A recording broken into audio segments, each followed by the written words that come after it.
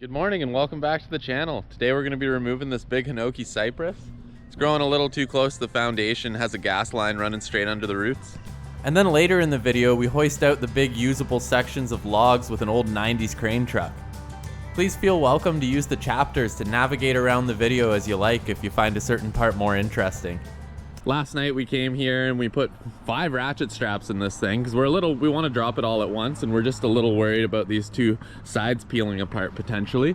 We don't want to take any chances with the house right there. Got Dave to climb up and we put this tagline in it that's wrapped around all the stems, so once again part of the tree can't peel away on us. And then we're going to tension that using a come along to the truck on the other side of the road here.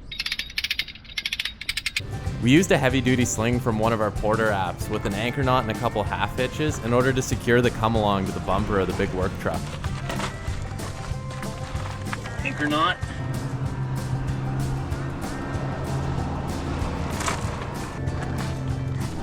We then used a butterfly knot midline to clip the hook of the come-along to.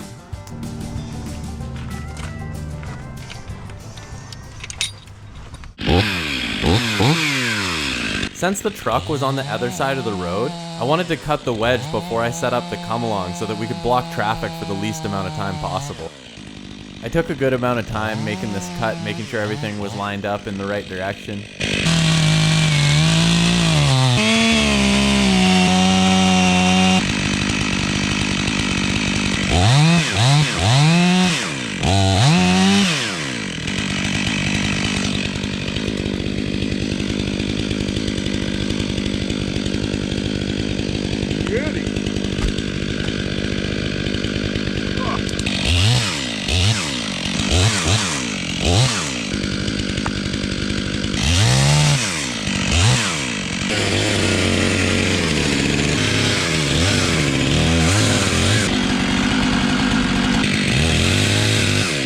Hey Dave, you can put tension on.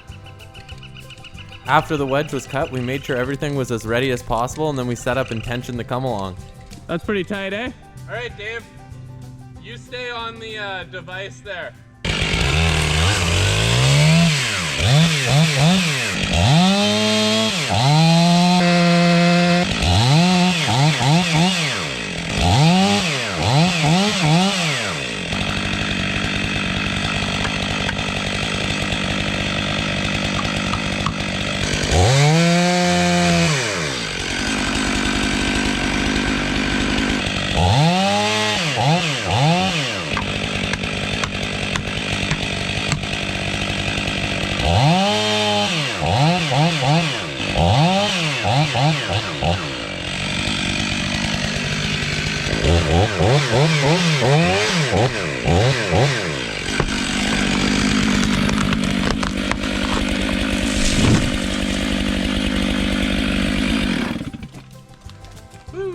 We got the tree right where we wanted it without even damaging the wall.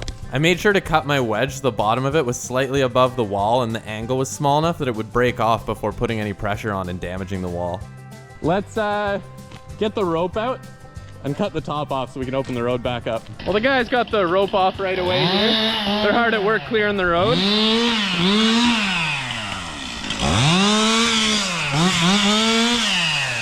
You can see this is why I had the whole tree strapped up. There's often faults below these unions, like these big codominant unions with included bark where the tree is grown together.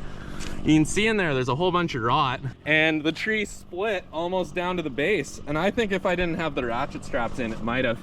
You can see right here, there's another split as well from it just shearing apart. There's quite a bit of rot in the base. You can see, yeah, another split down here. My ratchet straps are definitely doing their job. Pop those off here and see what happens. Got me a little.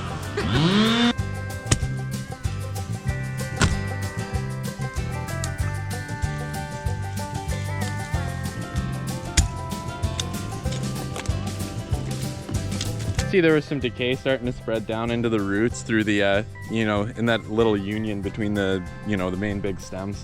That come along's awesome. She went over with, I don't know, 4 to 5 inches of holding wood. Pretty even all the way across. Pretty happy with that.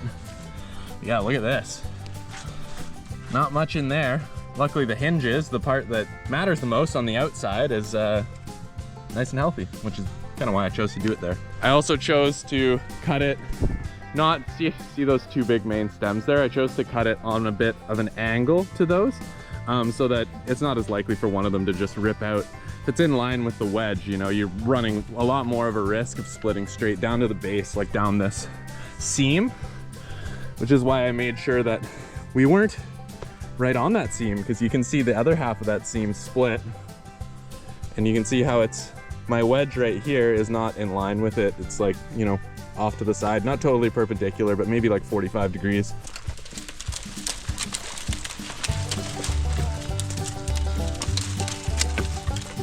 There's a knot.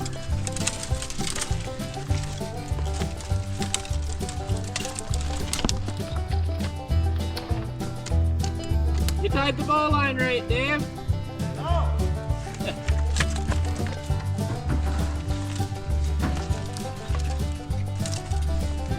Like 12 trees in here. In hindsight, we really should have moved the slack out of the way of the tree falling, eh? Because that's not coming out of here. There's a lot of weight on it. Well, we'll have to process it. Don't cut my rope. It's the name of the game. 100%. I'm reborn. Damn. Jesus. Yeah, that's why I ratcheted it. See, if that wasn't ratcheted, that trunk would have split right down to the base from that union. We weren't even looking at that union, but you get all these natural faults at these included parts. Like, look at this one split open here too. And then if you come look at the butt here, at the bottom, there's a split that goes right through my wedge. That's the main one between the two trunks. And you also just missed metal. Hey. Did I? Yeah. Oh. That's awesome. There's a wire in there. Good eye, good eye. The water had been seeping down in between the two trunks and created rot right down into the root mass. Got roots here. Yo, he'll get some funky pieces out of this. That one's all split up and kind of bad, but this other half's good. I tried to strap it and save it for him. Did you know that you'd find rot beforehand? Like, did you have a hunch?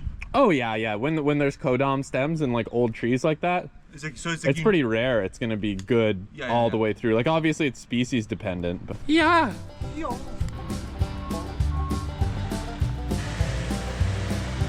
Got a nice little alley for cars to get through.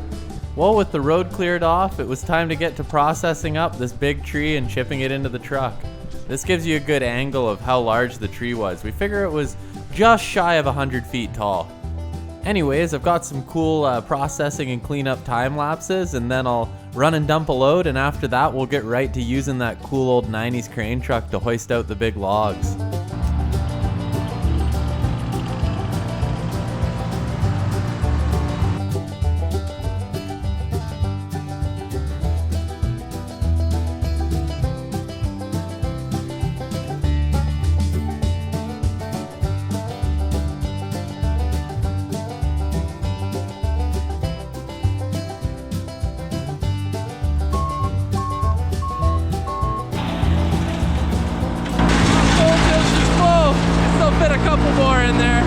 I think we got her pretty full. Got some lunchtime fossils down here at the bottom. The layers of sediment. Yeah, good load. Dump that here. Found this place in Chip Drop.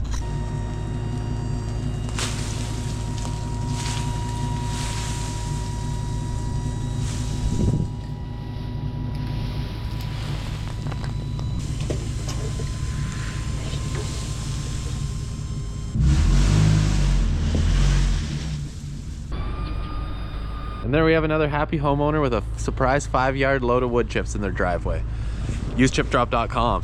Well, the boys got a good bit done while I was running the load. Got all our logs here. I guess it's just doing the last of the bunch.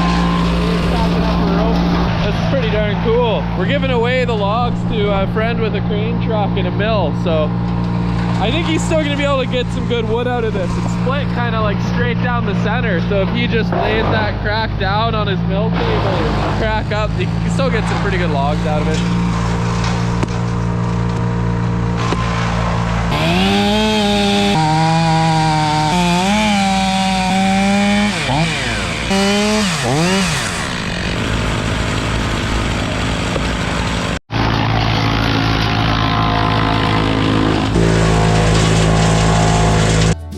Just a couple satisfying time lapses of cleaning up the wet sawdust with the leaf blower, and we'll get right to lifting out the big logs with that old crane.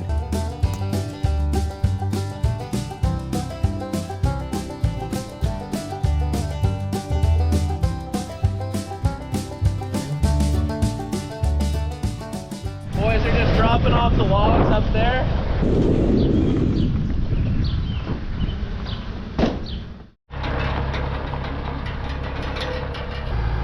So Derek here just hit me up out of the blue one day a couple years ago and asked if I ever get big logs that I don't know what to do with. As an arborist, of course I do, and he offered to just take them off my hands for free, and so him and his dad Marco showed up with a cool old crane truck. He's gonna tell you a bit about what they do at their mill. Yeah, so we've got a little farm out in Mission, and we bought ourselves a 28-foot bandsaw mill, which is kick-ass. And so what we end up doing is trying to, you know, look for wood that's usually going to the fireplace, right? Which is, you know, it's adding carbon to the environment, all kinds of crazy things. But what we want to do is mill it and turn it into like a usable product rather than just being burned, right? So we sometimes work with different furniture makers. We donate it to different schools sometimes for like different projects and associated events, you know, which is kind of cool. Or sometimes what we'll do is we'll mill up a whole bunch of wood, and sometimes schools will promote them to do like little contests, like, you know, building things or whatever. So we try to communicate that, but we're just getting going, so we've only done a few so far. But you know, the biggest part is getting the equipment, which, you know, we got ourselves our 1990 you know, crane truck, which is still kicking butt. Super cool. Yeah, and our brand new mill, and now we got a forklift and a bunch of other stuff, and we just built a storage facility to dry the wood, and we're right in the middle of building a solar kiln. So, Oh, no way. Yeah, instead of using energy to dry the wood, usually takes about 6 to 8 weeks, and bam, you've got yourself nice dry wood that you could use for almost anything once you get that moisture rate down. So yeah, we're pretty excited about what we're doing, but our favorite thing is really working with like awesome arborists that understand that, you know, this wood can be used for something else than just a bonfire one night, you know. And guys like this, you know, you get in there. Hey, yeah. Use the guys like this to make it all happen. And I love that too, because I hate to chop up really nice wood, you know, just all for firewood. Yeah. I really like whenever we get usable sections like this to, you know, sometimes we mill it ourselves, but with these big pieces, like we can't mill over 24-inch diameter anyways, with our chainsaw mill. And you know, it's not always cost effective for me to have the guys running chainsaw mills when we could be out doing tree work. So yeah, and look, like, check out this wood. I'll give you a quick on it. So this is a Japanese cypress tree. So it's pest resistant, water resistant, light and hard for doing furniture, which is rare, because if you take cedar, which that people use cedar to do a lot of, it's not structural. It cracks really easy, it breaks. This is going to be a really interesting project. I've never even worked with it. Super excited. yeah, and I've got a bit of experience milling this stuff up, and nothing but good things to say about it. Just really light, really strong. Yeah, I'm hoping it's light on the crane truck today. Right now we're doing it under Pellizzeri Enterprises, and we don't really have any advertising or anything yet. It's all word of mouth so far. So hopefully you'll see something coming soon where we can actually promote it. Yeah, and if you live in the Metro Vancouver area, just leave a comment in the comment section and maybe I can hook you guys up. There you go. Thanks, man. Perfect.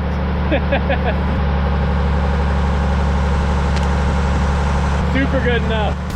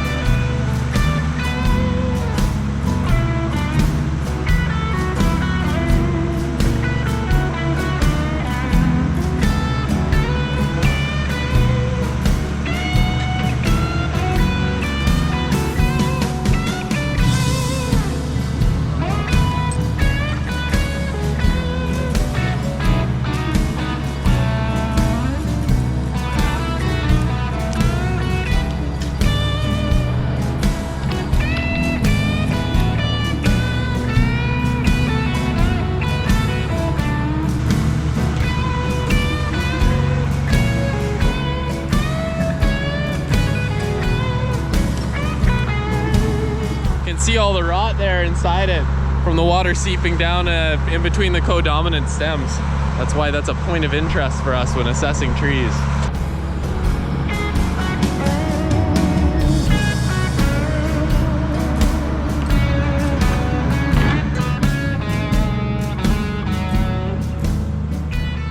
Too heavy from that far away. We're just gonna take these pieces first and then we'll drive the truck up closer so we can get a better leverage.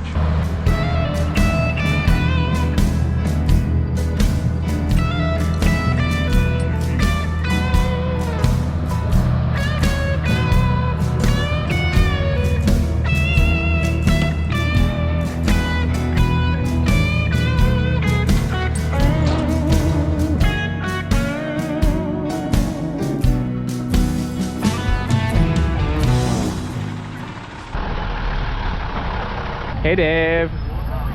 Right in time for the fun one. Cool. Oh. This piece was too big to do with the claw, so we had to wrap it with some chains.